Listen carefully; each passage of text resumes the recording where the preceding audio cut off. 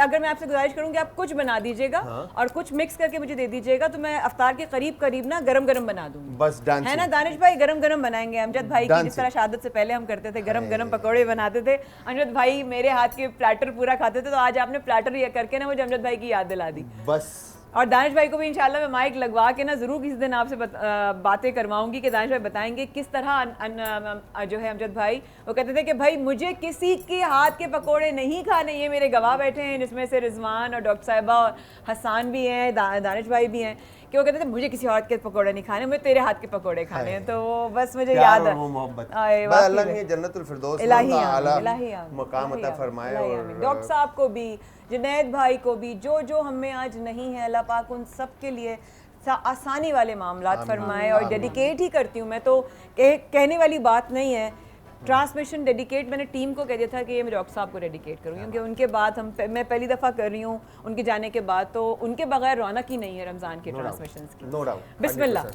تو یہاں پر بس اب ہم نے اس طرح سے آپ نے بال بنانا ہے, اور بال بنانے کے بعد جب آپ اس کو ڈالڈا کوکنگ آئل میں آپ میں ڈالا کریں گے تو آپ اس کو اس طرح سے پہلے پھیلائیں گے ہاتھ پہ, ٹھیک ہے, چپلی کباب کی طرح. چپلی کباب کی طرح. اور اس کو اس طرح سے آپ کھینچ کے چھوڑیں تاکہ وہ فلیٹ ہو جائے. اس میں ہوگا کیا کہ جو ویجیٹیبل اس کے اندر جولین کٹی باریک کٹی ہوئی جو سبزیاں ہیں نا وہ کھل جائیں گی آئل میں جا کر, اور پھر وہ انڈیویجولی کرسپ ہوں گی. بالکل ٹھیک ہے. تو تھک رہے گا, تو سینٹر سے جو ہے نا اس کا بیسن جو ہے وہ تھوڑا گوئی اور اندر سے جو کچا پن آتا ہے وہ آئے گا.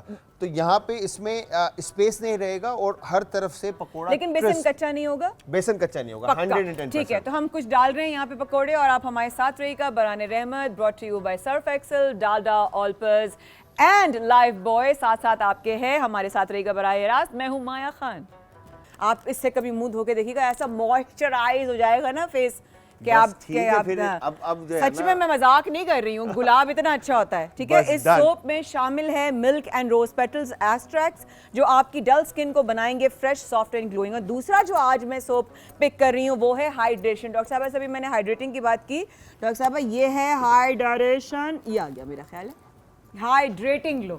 بہت زبردست چیز ہے یہ. تو اس کا مطلب ہے اگر جیسے کہ ابھی ہم ہائیڈریشن کے بارے میں بات کر رہے تھے, تو یہ ہائیڈریٹنگ گلو ہے اسکن پہ جو ہے نا, جب بہت زیادہ ٹی وی پہ آتے ہیں نا اور کوکنگ کرتے ہیں نا, تو جو اسکن کے جو پورز ہوتے ہیں نا وہ کھل جاتے ہیں. اس کا مطلب ہے پھر جو کچن میں کام کر رہے ہیں, جو ہماری بہنیں اور مائیں کام کر رہی ہیں, اور ایون کہ جو ریسٹورینٹ اور ہوٹلز میں جو کام کر رہے ہیں, وہ بھی جو ہے سوپ بھی استعمال کر سکتے ہیں.